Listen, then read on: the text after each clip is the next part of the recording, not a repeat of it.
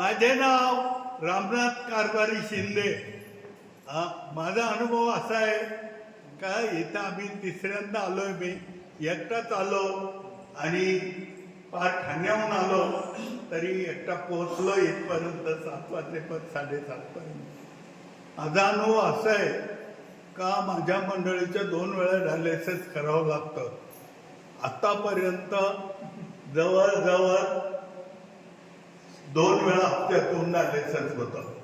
पण आता हल्ली तिथं शरीर साफ होण्याकरता का माहीत नाही एवढ्या वर्षानंतर अंगावर थोडं लघवीतून जायला लागलं आणि संडास वाटेत जुलाब होऊन शरीर मोकळं व्हायला लागलेलं आहे. आणि दुसरी गोष्ट 12 वर्ष आमची जमीन विकत नव्हती. जवळजवळ 1 कोटीची जमीन, पण गिरायकच मिळत नव्हतं. पण आम्ही इकडं आल्यानंतर आम्हाला ते आता 40 लाख रुपये देऊन हिसार साठेखत केलेलं आहे. म्हणजे व्यवहार पूर्ण होईल अशी आमची खात्री आहे. म्हणजे बाबांकडे आल्यामुळं आम्ही सर्व मालामाल.